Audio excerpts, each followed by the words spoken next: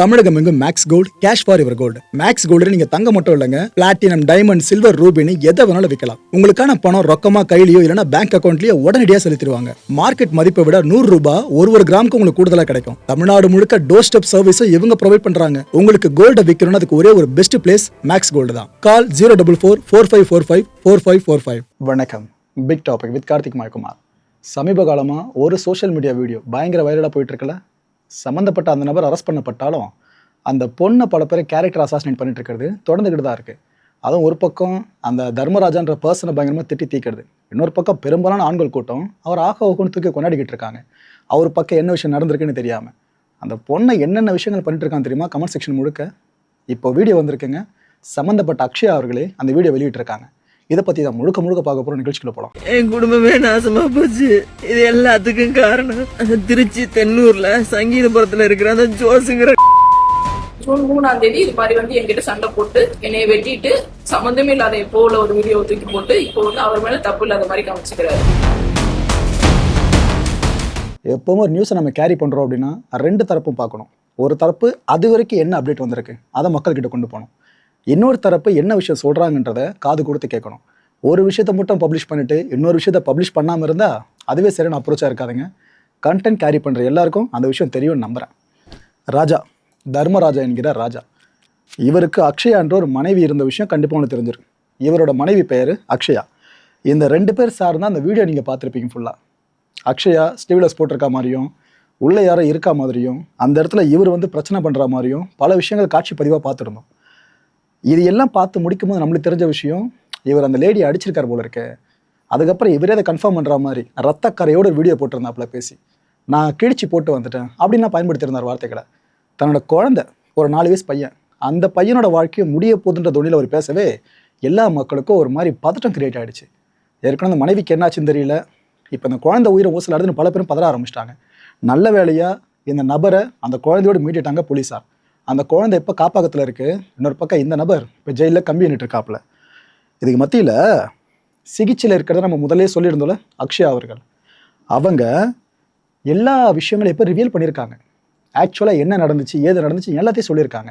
In fact அவங்களோட அந்த video வெளியாகிறதுக்கு முன்னாடியே, அந்த விளக்க வீடியோ வெளியாகிறதுக்கு முன்னாடியே நம்ம ஆஃபீஸ்க்கு அக்ஷயாவோட ஃபேமிலி ஸ்டைலுன்னு சில பேர் பேசியிருந்தாங்க. அவங்க பல விஷயங்களை அடுக்குனாங்க.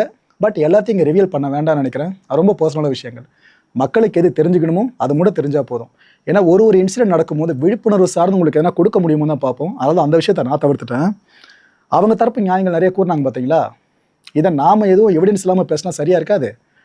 அது சார்ந்த மெட்டீரியல் ஒன்று வரும்னு எதிர்பார்த்தோம், வந்துருச்சுங்க. அக்ஷயா அவர்கள் இருக்காங்களே, அதான் நீங்கள் அந்த வீடியோ பார்த்தீங்களே, அதே அக்ஷயா தான். அவங்க என்னென்ன நடந்துச்சாங்க, இந்த நபர் இதுக்கு முன்னாடி என்னென்ன பண்ணியிருக்காருன்னு எல்லாத்தையும் விவரிச்சிருக்காங்க அந்த பர்டிகுலர் வீடியோவில். ஆனால் ஒரு கஷ்டமான விஷயம் என்னன்னாக்கா, அந்த பொண்ணுக்கு முகத்தில் காயம் பயங்கரமாக இருக்குது. ஓரளவுக்கு தான் காயம் ஆறி இருக்குது, முழுமையாக காயம் இன்னும் ஆறலை. ஆனால் சோஷியல் மீடியா முழுக்க பரப்பப்படுற அந்த வீடியோ கீழே இருக்க கமெண்ட்ஸு இதெல்லாம் பார்த்து அவங்க பயங்கரமாக ஒரு மாதிரி காயம்பட்டுட்டு இருக்காங்க. என்ன இவ்வளோ மோசமாக நம்மளை பற்றி பேசுகிறாங்க, ஒட்டுமொத்தமாக எல்லாருமே நம்மளை தான் தப்புன்ற மாதிரி சொல்கிறாங்களேன்னு அவங்க ஒரு பக்கம் ஆதங்கப்பட்டு இருக்காங்க. அவங்க மேலே தப்பே இல்லையா அப்புறம்னு கேட்டிங்கன்னா அதை முடிவு பண்ணுற இடத்துல நம்ம கிடையாது. அதனால் அதை நம்ம விட்டுருவோம். சமூக வலைதளத்தில் பரப்பப்பட்ட அந்த கருத்துக்கள் இருக்குல்ல, இதில் ட்ரிகர் ஆகி போய் தான் அவங்க இந்த காயம் இருந்தும் இப்போ பேசியிருக்காங்க. அந்த வீடியோவில் அக்ஷயா அப்படி தாங்க தோன்றுறாங்க. அவங்களோட தோற்றம் இது தான். அதில் என்னென்ன சொல்கிறாங்கன்னு பார்த்தீங்கன்னா, இந்த சோஷியல் மீடியாவில் ஸ்ப்ரெட் அவுட் ஆகிட்டு இருக்க அந்த வீடியோ ஏதோ இப்போ தான் பதிவு பண்ணப்பட்ட மாதிரி பல பேர் சொல்கிறீங்க. அது உண்மை கிடையாதுங்க. அந்த பர்டிகுலர் வீடியோஸ்லாம் 2025 வருஷம் ஏப்ரல் மாதமே எடுத்ததுன்னு இவங்க கிளைம் பண்ணியிருக்காங்க. அந்த வீடியோவில் இருந்த அக்ஷயா அவர்களே இதை கிளைம் பண்ணியிருக்காங்க. ஸோ ஒரு விஷயம் கன்ஃபார்ம் ஆகிடுச்சு, அந்த வீடியோ ஃபேக் கிடையாது, ஏஐ ஜென்ரேட்டடும் கிடையாது. ஆனால் பதிவு பண்ணப்பட்டது உண்மை. இப்போ பதிவு பண்ணப்படலை, 2025 ஏப்ரலில் பதிவு பண்ணப்பட்டிருக்கு. அது ஆக்சுவலாக பொய் வீடியோன்னு சொல்கிறாங்க அக்ஷயா அவர்கள். அதுக்கு சில காரணங்களே எடுக்கிறாங்க, போக சொல்கிறேன். இந்த வீடியோவை பயன்படுத்தக்கூடாது, வெளியே ஸ்ப்ரெட் அவுட் பண்ணக்கூடாது அப்படின்ட்டு போலீஸ் ஸ்டேஷனில் கம்ப்ளைண்ட்ஸில் வேறு போயிருக்காமா அக்ஷயா அவர்கள் சைடில் இருந்து. அப்படி போலீஸே வார்ன் பண்ணி அதை யூஸ் பண்ணக்கூடாதுன்னு சொல்லி அந்த ஒரு மெட்டீரியலை தர்மராஜா யூஸ் பண்ணியிருக்காருல, இப்போ அதுவே அஃபென்ஸ்ன்னு தான் அக்ஷயா சொல்லியிருக்காங்க. அவங்க ஒரு ஹாஸ்டலில் தங்கியிருந்தாங்களாம். அவங்களோட ஸ்டேட்மெண்ட் படி சொல்கிறேன், அவங்க ஒரு ஹாஸ்டலில் தங்கியிருந்தாங்களாம். இது போல் ஸ்லீவ்லெஸ் ட்ரெஸ் இருக்குல்ல, இதை நான் மட்டும் இல்லைங்க, அந்த ஹாஸ்டலில் பல பேரும் பயன்படுத்துவாங்க. இதை பெருங்குறை மாதிரி அவர் எதோ சொல்லி வச்சுருக்காரு. அவர் என்னை அடித்தார்ல, அடிச்சுட்டு அங்கே இருந்த பல விஷயங்களை அவர் கேப்சர் பண்ணார்ல வீடியோ ரெக்கார்டா. ஆனால் என் பக்கத்தில் சில பேர் இருந்தாங்க அந்த ஹாஸ்டல் பேஸ் பண்ணி, அவங்க யாரையுமே அவர் கவர் பண்ணலைங்க. நான் மட்டும்தான் குற்றம் பண்ணியிருக்கேன்ற துணியில் அவர் ஃபுல்லாக அந்த வீடியோ ரெக்கார்ட் பண்ணியிருக்காரு. எனக்கு மொட்டை அடிச்சாங்கன்ற விஷயத்த சொல்கிறாங்க. ஆக்சுவலாக அந்த குடும்பத்தினர் நம்மக்கிட்ட ஷேர் பண்ண விஷயங்கள் எல்லாத்தையும் நான் உங்ககிட்ட சொல்லலைன்னு சொன்னல. அதில் ஒரு விஷயம் மட்டும் நான் இங்கே அஷூர் பண்ணி சொல்கிறேன். நான் அவங்களே சொன்னதுனால சொல்கிறேன். இவங்களுக்கு மொட்டை அடிக்கப்பட்டிருக்கு. அது சார்ந்த ஃபோட்டோ எவிடன்ஸும் அவங்களே வெளியிட்டிருக்காங்க அந்த வீடியோவில் நினச்சி. இதைத்தான் அந்த குடும்பம் முதல்ல என்கிட்ட சொன்னாங்க. அதுக்கப்புறம் தான் பல விஷயங்கள் எடுக்கினாங்க. அவர் பல பெண்கள்கிட்ட பேசுவார். சில நேரத்தில் இரவு தங்கிட்ட வருவார். அவ்வளோ விஷயங்கள் அவர் பண்ணியிருக்காருங்க. ஆனால் இப்போ எல்லாருமே நான் மட்டும்தான் இது போல் ஒரு ஒழுக்கக்கேடான வேலையை பார்த்துட்டேன்ற மாதிரி பல பேரும் குற்றம் சாட்டுறாங்க. என்னென்ன வார்த்தைகளை பயன்படுத்துகிறாங்க ஆபாசமாக என்ன சார்ந்து. ஆனால் உண்மை அவர் பக்கம் அவ்வளோ தவறுகள் இருக்கிறதா அவங்க சுட்டி காட்டுறாங்க. திருட்டு பழக்கம் இவருக்கு இருக்கான். அதுவும் என்னென்ன விஷயங்கள் சார்ந்து திருடி இருக்காருன்னு கேட்டால் அது ஒரு லிஸ்ட்டு போடுறாங்க அந்த ஃபேமிலி சைடில் இருந்தோம். இப்போ அக்ஷயாவும் அதை தான் இங்கே கன்ஃபார்ம் பண்ணுறாங்க. திருட்டு பழக்கம் இருந்துச்சு அவருக்கு. கஞ்சா போதை பழக்கமும் அவருக்கு இருந்ததா அக்ஷயா சொல்கிறாங்க. அண்டு சைக்கோத்தனமாக செயல்படுவாருங்க. ஒரு மாதிரி போட்டு சித்திரவதை பண்ணுவார். என்ன டார்ச்சர் பண்ணது மட்டும் இல்லாமல் என் குழந்தைய சேர்த்து டார்ச்சர் பண்ணுவார்னு நான் சொல்லலை மக்களே. அவங்க ஸ்டேட்மெண்ட்டில் இந்த வார்த்தைகளை பயன்படுத்துகிறாங்க. இதனால தான் நான் அவரை பிரிஞ்சு வாழ முடிவு பண்ணேன். அதுக்கப்புறம் சேர்ந்து வாழலான்ற முடிவையும் நான் எடுத்தேன்னு அவங்க கன்ஃபார்ம் பண்ணுறாங்க. குழந்தைய சித்திரவதை பண்ணார். இதை என்னால் தாங்க முடியுமா? ஸோ இது தாங்க முடியாமல் தான் பிரியணுன்ற முடிவையே நான் இப்போ எடுத்திருந்தேன். சிகரெட் இருக்குல்ல, சிகரெட்டு இதை வச்சு சூடெல்லாம் வச்சுருக்காருங்க. இந்த காய தழும்புகள் கூட இன்னும் இருக்குது. அந்த ஹாஸ்டல் மேட்ரை சொன்னல, அதில் உங்களுக்கு நம்பிக்கை இல்லைனா சொல்லுங்கள், அந்த ஹாஸ்டலில் இருந்தவங்க நான் பேச வைக்கிறேன்னு அக்ஷயா சொல்லியிருக்காங்க. இப்போ இந்த ஆட்சியிலையாச்சும் ஆக்ஷன் எடுப்பாங்கன்னு நம்புறேன்னு இப்போ ரெக்வஸ்ட்டை முன் வச்சுருக்காங்க. எப்படி ஒரு ஆர்டினரி வீடியோவாக வெளியான ஒரு விஷயம் பயங்கர ட்ரெண்டிங்காக ஓடி கடைசியில் எங்கே வந்து நின்றுருக்கு பார்த்தீங்களா?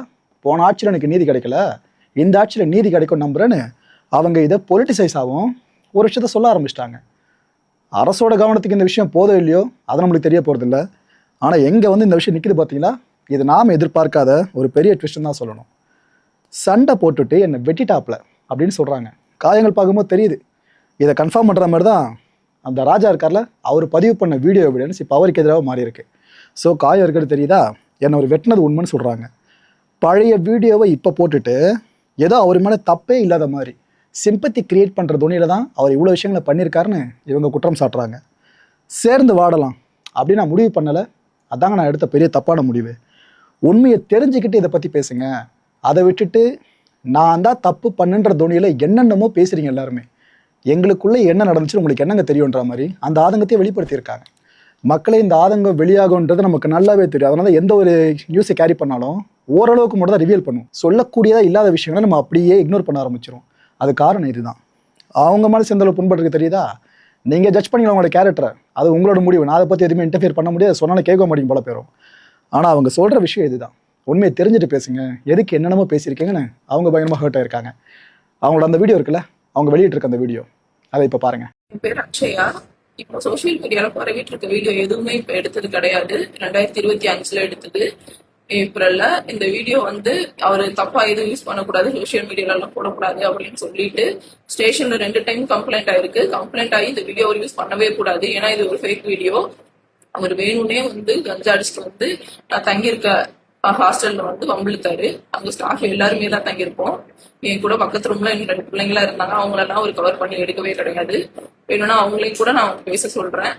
இவர் என்னையும் மட்டும் கார்னர் பண்ணி நான் வேலைக்கு போக கூடாதுங்கிறதுக்காக பிரச்சனை பண்ணிட்டு எனக்கு மொட்டையெல்லாம் அடிச்சாரு. அந்த மொட்டை அடிச்ச கேஸ்ல கூட இந்த வீடியோ எல்லாம் போய் காமிச்சு அனுதாபத்தை தேடிக்கிட்டாரு. அவர் சைடு நியாயம் இருக்க மாதிரி. நான் ஸ்லீவ்லெஸ் ட்ரெஸ் போட்டிருந்தேன் தான், இல்லைன்னு சொல்லல. ஆனா நைட்ல நான் ஸ்லீவ்லெஸ், அங்க எல்லாருமே ஸ்லீவ்லெஸ் தான் போட்டிருக்கோம். அதை விட குட்டி குட்டியெல்லாம் ட்ரெஸ் போட்டிருக்கு பொண்ணுங்களோட எல்லாம் அவர் அந்த ரூம்ல வந்து பேசி இருந்திருக்காரு.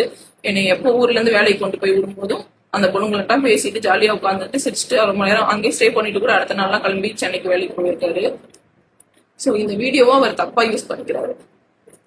அவர் வந்து ரொம்ப ஒரு மாதிரி இந்த திருட்டு விஷயத்துக்குலாம் இன்னொரு ஆகி கஞ்சா அடிக்கிறது அந்த மாதிரிலாம் பழக்கம் வச்சுட்டு ரொம்ப மனநல பாதிக்கிற சைக்கோ மாதிரி பண்ணுவார் அடிக்கடி. அவருக்கு அந்த சைக்கோ கேரக்டர் வந்துருச்சுன்னா அவரை யாராலுமே கண்ட்ரோல் பண்ண முடியாது. கண்ணா பின்னான்னு போட்டு அடிப்பாரு. ஸோ அதனாலதான் நான் 1 இயரா அவர்கிட்ட இருந்து நான் பிரிஞ்சிருந்தேன். இப்ப கூட வாழ வரேன் அப்படின்னு சொல்லிட்டு நான் சிகரெட் எல்லாம் சுட்டு வச்சிருவாரு. ஃபுல்லையும் போட்டு டார்ச்சர் பண்ணுவாரு. நான் வேலைக்கு இருந்தேன்னா ஃபுல்லையை பார்க்க வரணும் அப்படிங்கிறதுக்காகவே ஸ்கூல்லுக்கு ஏதாவது ஒண்ணு பண்ணி விட்டுட்டு அவ்வளவு காயம். நான் ஜூன்ல வரேன் அப்படின்னு சொன்னேன். ஜூனுக்கு ஒரு 2 நாள் முன்னாடியே பிள்ளைக்கு பொண்ணு வந்துருச்சு மேலாம் அப்படின்னு சொல்லிட்டு எதுல சுட்டாருன்னே தெரியல, நீ கிளம்பி வா பிள்ளை மேல அக்கறை இல்லையா அப்படிங்கிறாரு. நான் வந்து எங்க இருப்பேன், வீடு பார்த்துட்டு தானே வர முடியும் அப்படின்னு சொல்லிட்டு நான் சம்பளம் எல்லாம் வாங்கிட்டு வந்து ஜூன் 1ஆம் தேதி வீடு பார்த்துட்டு இங்க குடி வந்துட்டேன். ஜூன் 3ஆம் தேதி இது மாதிரி வந்து என்கிட்ட சண்டை போட்டு என்னைய வெட்டிட்டு சம்மந்தமே இல்லாத எப்போ உள்ள ஒரு வீடியோ தூக்கி போட்டு இப்போ வந்து அவர் மேல தப்பு இல்லாத மாதிரி காமிச்சுக்கிறாரு. அவர் வந்து தொடர் குற்றவாளி, ட்ரக்ஸ் அடிக்ட் வேற, ரொம்ப டார்ச்சர் பண்ணுவாரு எங்களெல்லாம். ஸோ அதனாலதான் நான் உங்க யாராவது பிரிச்சிருந்தேன். இப்ப கூட சேர்ந்து வாழ்றேன்னு சொல்லி வந்துட்டு இந்த மாதிரி பண்ணிட்டாரு ஒரே நாள்ல. அவரோட சேர்ந்து வாழ முடியாது எனக்கு நல்லா தெரிஞ்சுதான் நான் பிரிச்சிருக்கேன்.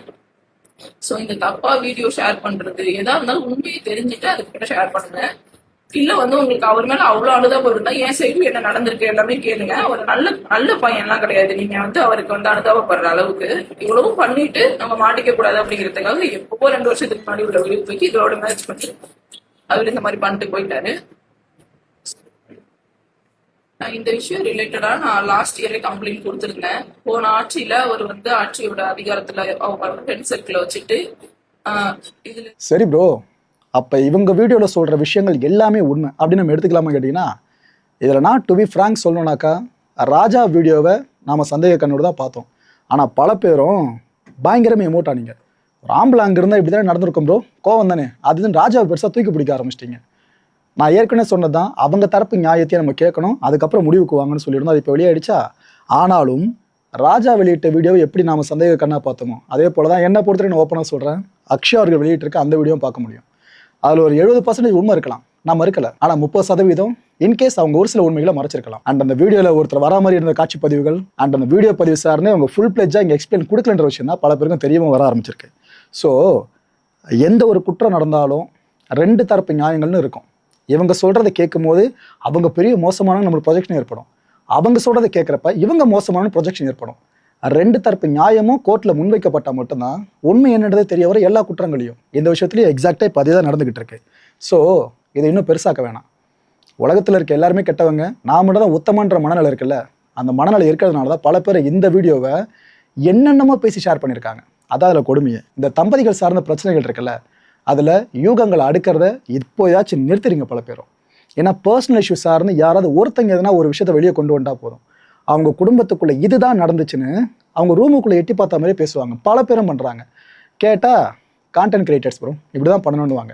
இதில் என்ன கொடுமைனாக்கா, social media influence mainstream media வரைக்கும் பெருசாக போயிருக்கு. அவங்களும் கிட்டத்தட்ட இதுதான் உண்மைன்றதுனே பேசவும் ஆரம்பிச்சிடுறாங்க ஒரு சில தரப்புகள். இந்த பக்கம் அந்த பக்கம் ஸ்டாண்டை எடுக்காதீங்க மக்களே. பர்சனல் இஷ்யூவில் மட்டும் ஸ்டாண்டை எடுக்காதீங்க. அரசியல் சார்ந்தும் நிறைய பல்வேறு நலத்திட்டங்கள் சார்ந்தும் ஸ்டாண்ட் எடுக்கிறீங்கன்னா சிறப்பு, சித்தாந்தம் சார்ந்து எடுக்கிறீங்கன்னா சிறப்பு. ஆனால் இது போல் பர்சனல் இஷ்யூவில் ஸ்டாண்டை தயவு செஞ்சு எடுத்துடாதீங்க. இதுக்கு காரணம் நாம் அந்த ஸ்பாட்டில் இல்லை, அந்த தம்பதி இருந்த அந்த வீட்டுக்குள்ளே 2 ஆறுதல்கள் என்ன தெரியுமா?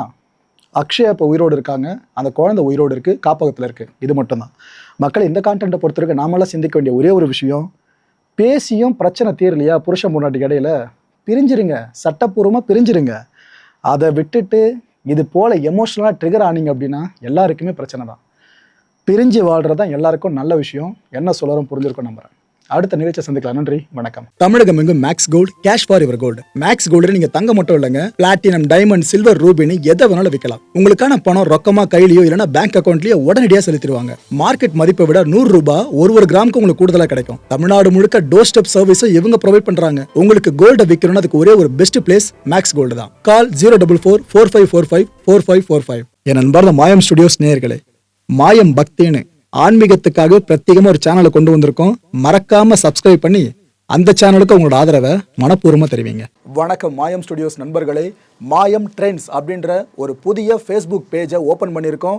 நீங்கள் யூடியூப்பில் பார்த்துட்டு இருக்கீங்களா நம்மளோட கான்டென்ட்ஸ்லாம், இதெல்லாம் விட ஒரு படி மேலே ரொம்ப கிறிஸ்பாகவும் ரொம்ப சூப்பராகவும் நிறைய கான்டென்ட்ஸ் உங்களுக்கு இந்த பேஜில் காத்துட்ருக்குங்க. ஸோ உடனடியாக ஃபேஸ்புக் பிளாட்ஃபார்ம் போங்க, மாயம் ட்ரெண்ட்ஸ்னு டைப் பண்ணி சர்ச் பண்ணி நம்ம பேஜை ஃபாலோ பண்ணுங்கள். அப்படியே நம்ம சேனலையும் நீங்கள் சப்ஸ்கிரைப் பண்ணிட்டீங்க அப்படின்னா இன்னும் நிறைய புது கான்டென்ட்ஸை உங்களுக்காக ப்ரொடியூஸ் பண்ணி கொடுத்துக்கிட்டே இருப்பாங்க. நீங்கள் பண்ணுற ஒவ்வொரு சப்ஸ்கிரிப்ஷனும் எங்களுக்கு பெரிய மோட்டிவேஷனாக அமையும்.